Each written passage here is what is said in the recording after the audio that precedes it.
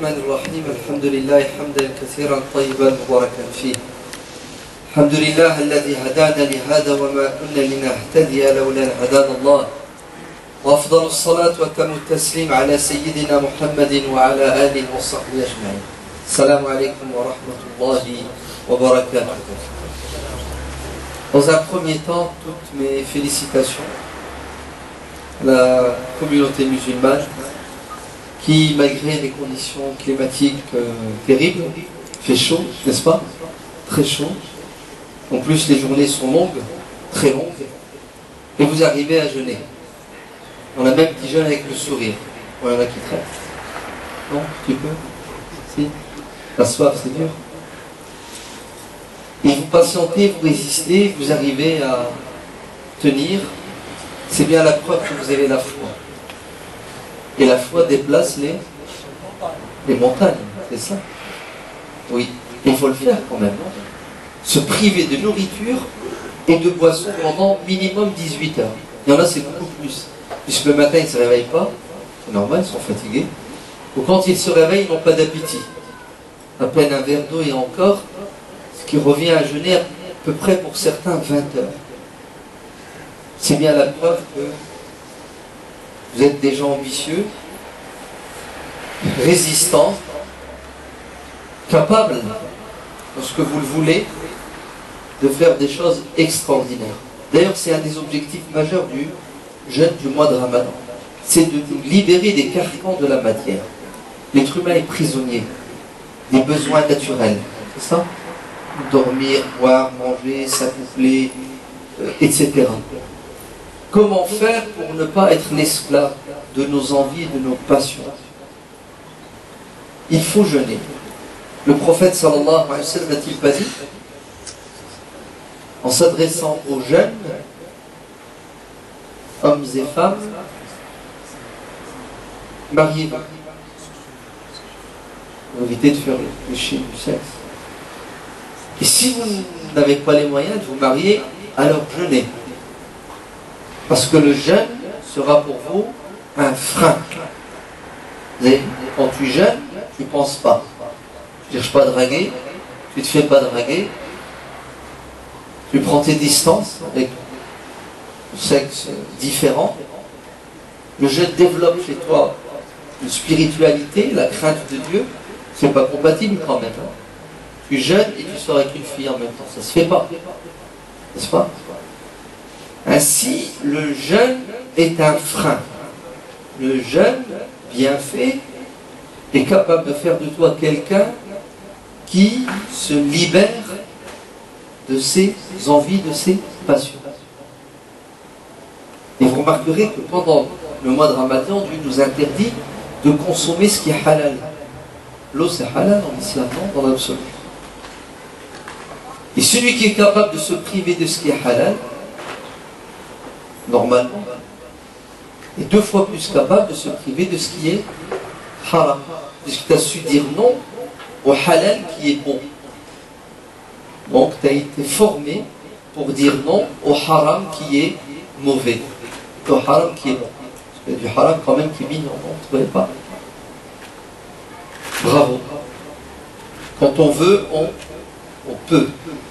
Et tout est une question de irada, de volonté. Man kana minkum yuridu al-akhirah. Lisez le Coran, vous verrez.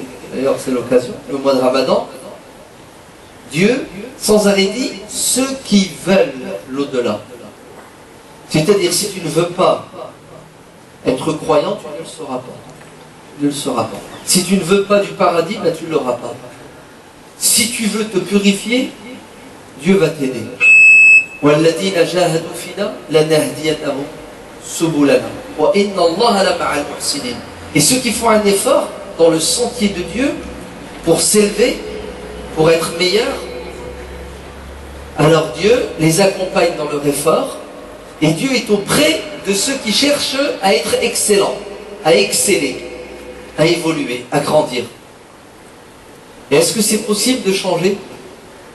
Bien sûr que c'est possible, sinon Dieu ne nous aurait pas demandé de changer. La preuve que c'est possible, regardez. Si ce n'était pas le ramadan, on aurait déjeuné à midi.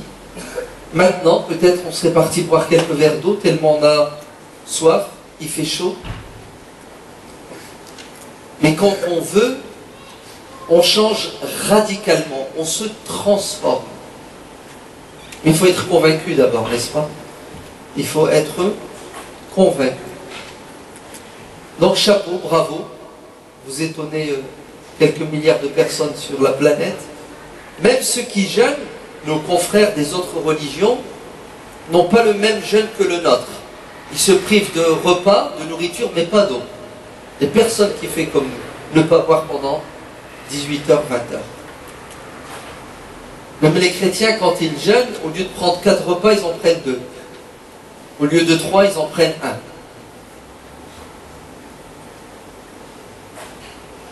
1. Alhamdulillah. Soyez fiers d'être musulmans. Vous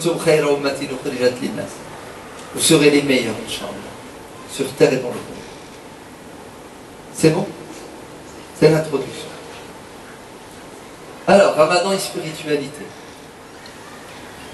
J'ai peur d'être redondant, me répéter et dire des choses que vous connaissez déjà. Je pense que ça va plus vous ennuyer, voire même vous vacciner. Je vais vous endormir, parce qu'il y en a qui ont sommeil. Normalement, vous devez avoir sommeil, vu le peu d'heures que vous avez dormi cette nuit. Alors, comment faire pour apporter des choses nouvelles et dire des choses qu'on ne sait pas, ou revoir des choses qu'on sait d'une autre manière? C'est pas évident, hein. Parce qu'à un moment donné, c'est rébarbatif. C'est bon, je connais, arrête. Ouais. L'auto, on sait le faire. Jeûner, ben on sait le faire. Attends, ça fait 10 ans qu'on jeûne, 20 ans, 30 ans, 40 ans pour certaines personnes.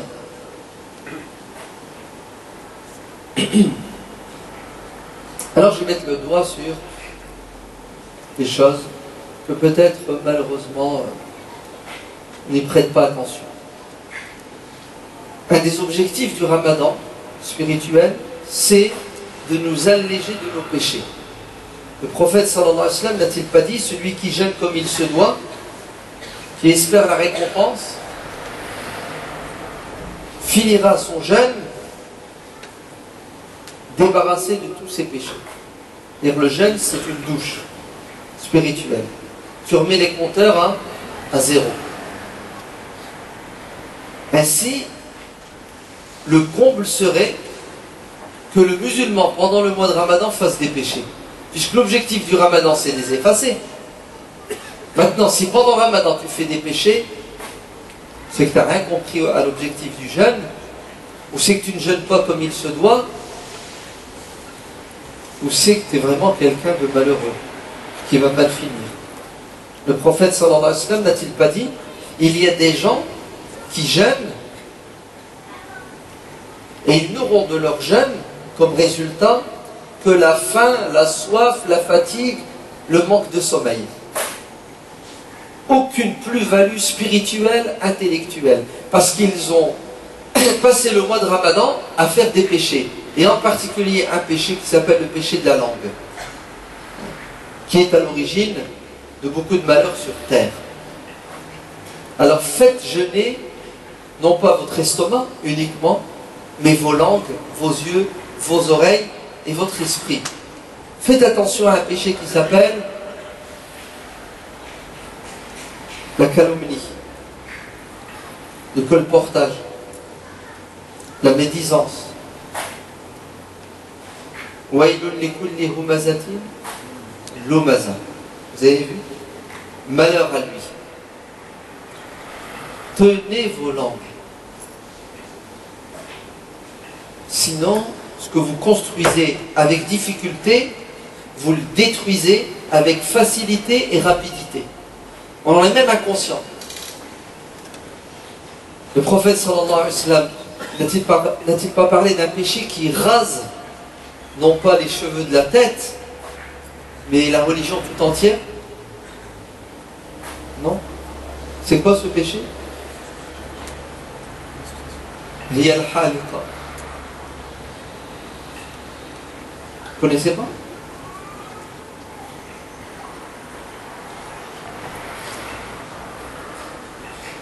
Quel est ce péché qui détruit les hasanat, qui les pulvérise, comme la tondeuse pulvérise les cheveux?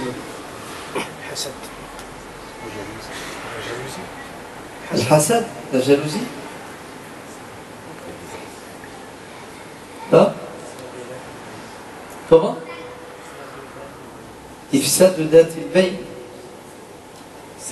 semer la zizanie, diviser les gens. Oui. Non, un péché bien particulier. Et il y a le hadith dit لا تحلق الشعر ولكن comment? Non, j'ai un trou de mémoire. Aidez-moi. C'est le rayba, c'est la médisance. Non? C'est la médisance. Chef Google? Non? Bref, en tout cas, sachez qu'il y a des péchés que l'on fait au quotidien. Ils sont devenus tellement naturels chez nous que ça ne nous choque plus. On est devenu insensible à force de faire le haram, de voir le haram et de dire le haram. C'est la règle, c'est la norme. Vous entendez? Alors ne détruisez pas votre ramadan en commettant des péchés qui font partie des grands péchés. Car il y a les grands, il y a les petits.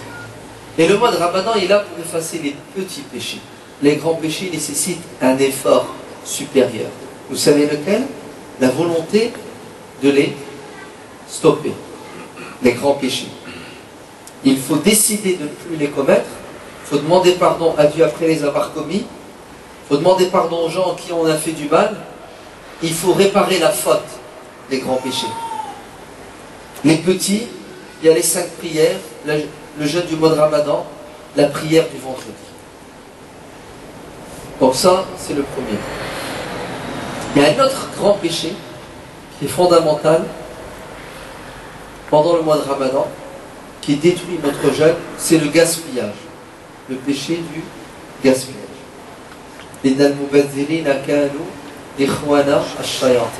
Les gaspilleurs sont les frères des diables. Kulu washrabu wala tusrifu. Buvez, mangez et ne dépassez pas les limites, ne gaspillez pas. Innahu la yuhibbu al-musrifin. Dieu n'aime pas les gaspilleurs. On fait le ramadan pour se rapprocher de Dieu, n'est-ce pas? Si pendant le ramadan vous faites ce péché qui s'appelle le gaspillage, vous vous éloignez de Dieu et vous rapprochez des diables qui deviennent vos frères. C'est terrible quand même d'être sous l'emprise de frères diaboliques et sataniques. Comment le diable fait-il pendant le mois de Ramadan pour nous pousser à la faute? Il nous attend au moment de la rupture du jeûne, l'iftar. La table est bien servie. Merci maman, merci chérie. C'est ça? Nos mères, nos épouses, nos filles qui passent des heures dans la cuisine pour préparer ce moment fort qui est la rupture du jeûne, un moment de joie et de plaisir, n'est-ce pas? Mais malheureusement, le diable s'invite à notre table à cause de notre manque de prise de conscience de la présence de Shaitan en permanence pour nous égarer ou pour nous empêcher d'obéir à Dieu. Alors ne gaspillez pas. Allah yabarak fikum. Le prophète sallallahu alayhi wa sallam dit dans le hadith authentique, quand vous mangez et par accident, inadvertance, une date tombe, ramassez-la. Elle tombe par terre, elle ne tombe même pas sur la table. Vous la ramassez, vous la purifiez, tu la nettoies et vous la mangez. Et le hadith dit, ne la laissez pas au diable. C'est-à-dire, toute nourriture qui finit à la poubelle est considérée comme la part du diable. C'est la nourriture du diable. C'est ce que dit le hadith. La tadharuha lish-shaytan. Ne laissez pas cette date, cette frite, ce petit pois là, cet haricot vert, ce grain de riz. Le diable se contente du minimum. Ne laissez pas le diable s'asseoir à votre table. Vous mangez ce que vous mettez dans votre assiette. Et si vous n'arrivez plus à finir votre assiette, vous la filez à votre voisin. Ou vous remettez la nourriture à sa place et vous la mettez au congélateur et le lendemain vous la ressortez, vous la consommez. Il est hors de question que la nourriture finisse à la poubelle. C'est impardonnable. Parce que c'est satanique et c'est impardonnable parce que un des objectifs du jeûne, c'est qu'on ressente les affres, la souffrance du jeûne. Ça fait mal hein, quand on a faim et quand on a soif. Pour penser à ceux qui ont faim et qui ont soif, parmi nos frères et sœurs sur terre, qui eux n'auront pas la chance que nous avons ce soir d'avoir une table garnie. Vous savez ça, non? Le comble, c'est que pendant le mois de Ramadan, les musulmans dépensent plus pour consommer. Alors que, logiquement, ils devraient dépenser moins. Les études dans certains pays musulmans ont prouvé que pendant le mois de Ramadan, il y a 30% de dépenses pour la nourriture. En plus. C'est-à-dire si une famille, en dehors du mois de Ramadan, a un budget de 600 € pour la nourriture et la boisson, quand le Ramadan arrive, un tiers de plus. 200 € de plus. Alors que la logique voudrait que ça soit le contraire, 200 € en moins, c'est-à-dire des économies, puisqu'on rate 2 repas dans la journée. Et le soir, tu ne peux pas te rattraper, c'est impossible. Ton estomac, il est limité. Dites-moi, où vont les 200 €? Où vont ces dépenses spécifiques au Ramadan? C'est du gaspillage. Ça va à la poubelle. Les études sont là. Ce soir, vous taperez gaspillage et vous allez voir. Nous, en France, chaque année, un Français en moyenne, il envoie à la poubelle 40 kilos de nourriture. Vous entendez? 40 kilos de nourriture par an. On est 65 millions, multiplié par 40 kilos. Des millions de tonnes. Et en euros, ça fait des millions d'euros. De quoi nourrir des millions de personnes. Et le problème, c'est l'éducation. On n'éduque pas les jeunes à respecter la nourriture. Alors que Dieu dit et vous serez questionné le jour de la résurrection sur la nourriture. Était-elle halal? Et comment vous l'avez consommée? Avec exagération? Est-ce qu'il y a eu du gaspillage? Et il faudra rendre des comptes. Donc le diable s'invite à notre table, même pendant le Ramadan, à travers un péché qui s'appelle le gaspillage. Alors Allah yabarak fikum, les femmes, vous êtes les premières responsables. Parce qu'apparemment c'est vous qui faites la bouffe. Eh oui. Vous êtes les premières responsables. Alors c'est un excès de miséricorde, de pitié. Hein. Vous voyez vos maris en piteux état, vous voulez les récupérer le soir en leur faisant un repas copieux, vous avez pitié de vos enfants, vous êtes aveuglés par l'amour, vous faites plus qu'il ne faut, et à un moment donné, bah, écoutez, il faut se débarrasser. Hein. Non. Surtout qu'il y en a qui sont assez difficiles. Non, ils ne mangent pas une seconde fois ce qu'ils ont mangé la veille. Mais ça, on l'a déjà mangé hier. Oui, et alors? T'as faim, tu manges. Ah oui, à table, les enfants, maintenant, font la loi. C'est le resto. Ils passent commande. Ça, je le veux, ça, je le veux pas. Ils vont à la cuisine, ils demandent à maman. Et maman, elle ne sait pas dire non parce qu'elle ne veut pas les froisser. Ce qui est le pauvre, ouais. Plus si jeune. Et on y va. 50 plats différents. Et il n'y en a pas un qui est fini, qui est terminé. Et il n'y en a pas un qu'on peut recycler. C'est une catastrophe ce qui se passe dans les familles. Laissez les familles de côté, parlons de la mosquée. Il y a beaucoup de mosquées qui organisent le repas du Ramadan. Magnifique, chapeau, hein, bravo. Dans des mosquées, c'est 100, 200, 300 personnes qui rompent le jeûne à la mosquée. C'est magnifique, hein, pendant un mois. Merci à ceux qui participent en donnant les denrées alimentaires. Merci à ceux qui passent des heures à faire la nourriture, à nettoyer. Mais Dans les mosquées, il y a du gaspillage. Le soir, il reste de la nourriture, on fait quoi? Soi-disant, on ne peut pas la conserver, donc on la jette. Vous avez vu, subhanallah, on construit, on détruit en même temps. La solution, ce n'est pas de jeter. La solution, c'est de s'asseoir autour d'une table, d'évoquer la problématique et de trouver des solutions pragmatiques, concrètes, de manière obligatoire. C'est un fard. Allah ibarak fikoum, ne gaspillez pas. Et si une femme fait à manger pour 5 membres de sa famille, qu'elle sache qu'elle sera récompensée comme ayant jeûné 5 fois, plus son jeûne, ça fait 6 fois. Car le prophète sallallahu alayhi wa sallam dit, celui qui donne à manger à quelqu'un qui jeûne, il a la récompense de son jeûne et de la personne qui l'a nourri. Donc les femmes, vous pouvez avoir le sourire quand vous faites à manger. Plus vous nourrissez de personnes, plus vous serez récompensé. Mais ne détruisez pas cet effort.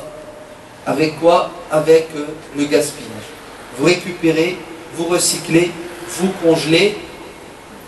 Et puis même, nous, hein, à table, on doit éduquer nos enfants. Mange avec la main droite, mange devant toi. C'est ça? Prends juste ce qu'il faut. Finis ton assiette. Nettoie ton assiette. Prends un morceau de pain et nettoie-la. Car le diable se contente même de la sauce. Il y a un hadith dans le Sahih de Jami' al-Saghir de l'imam Suyuti révisé par Al-Albani qui dit que après avoir mangé, lavez-vous les mains. Les Arabes à l'époque mangeaient avec leurs doigts. Lavez-vous les mains. Car si vous allez dormir sans vous laver les mains, ça il reste la sauce, hein, les odeurs. Écoutez ce que dit le hadith. Vous attirez les diables qui viennent lécher vos mains pendant votre sommeil. Vous entendez? L'hygiène. Jusqu'au bout. Et regardez comment ils ont faim, les shayatin. Ils te suivent même dans ta chambre à coucher, dans l'espoir de quoi? D'essayer de récupérer le minimum, ne serait-ce que le goût de ce que tu as mangé. Qu'est-ce que vous pensez alors de celui qui est à table et qui gaspille? Allah ibarak fikoum, ne laissez rien. Et si jamais vous devez vous débarrasser de la nourriture, alors débarrassez-vous-en intelligemment, donnez à manger aux animaux. Vous allez dans un endroit où il y a des animaux et vous jetez la nourriture pour qu'elle soit recyclée par le monde animal, car le prophète sallallahu alayhi wa sallam dit, celui qui donne à manger à un être vivant fait une sadaqa. Et vous donnez à manger à un chien, vous avez fait une sadaqa. Un oiseau, vous avez fait une sadaqa. Rien ne se perd, rien ne se crée, tout se transforme en sadaqa quand c'est bien géré. D'accord? Donc attention au gaspillage. Sinon, on ne peut plus parler de spiritualité. Troisième chose. Il n'y a pas de spiritualité s'il n'y a pas de solidarité. Le prophète sallallahu alayhi wa sallam n'a-t-il pas dit dans des dizaines de hadiths qu'il ne croit pas celui qui dort le ventre plat alors que son voisin a faim? N'est-ce pas? Dieu ne dit-il pas dans le Coran à propos des gens qui seront en enfer, Ma salakakum fi saqar qalu lam naku min al-musallina wa lam naku nut'imu al-miskin. Vous savez pourquoi ils sont en enfer? Pourquoi certaines personnes seront en enfer? Deux raisons fondamentales. Elles n'ont pas accompli la prière. Ça c'est un devoir spirituel, rituel. Est-ce suffisant pour aller en enfer? Il y a une deuxième raison qui est aussi importante que la première. Il ne donnait pas à manger à celui qui avait faim. Vous avez vu comment notre religion a une dimension à la fois spirituelle et sociale, humaine, temporelle. Khudouhu farullu, attrapez-le, enchaînez-le, jetez-le en enfer. Pourquoi cette personne doit être jetée en enfer de cette manière? Innahu kana la yu'minu billahi al-azim wa la yahuddu ala ta'am al-miskin. Il ne croyait pas en Dieu. C'est suffisant? Deuxième péché. Il n'incitez pas les gens à donner à manger à celui qui a faim.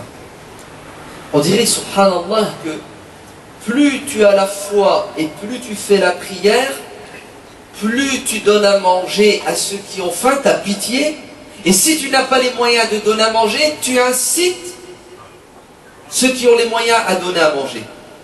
Je vais vous le dire autrement.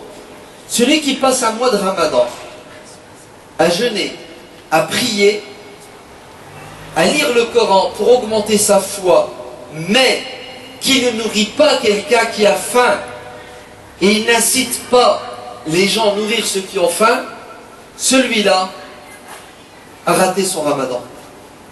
Il n'a pas compris la dimension du Ramadan. Non, il est à côté de la plaque, c'est pas possible. Ça n'a pas de sens, c'est contraire au fondement de la religion. Tu pries, pourquoi tu pries? Dieu a besoin de ta prière? Dieu n'a pas besoin de ta prière. Tu pries pour ne pas oublier Dieu. Tu pries pour demander à Dieu le pardon pour tes péchés. Tu pries pour supplier Dieu de ne pas t'envoyer en enfer. Et tu implores Dieu pour aller au paradis. Mais le paradis n'est pas gratuit. Il ne suffit pas d'avoir une bonne intention et d'implorer Dieu. Ça, c'est le tremplin, la base. Il faut faire suivre ses bonnes intentions et ses souhaits par des actions.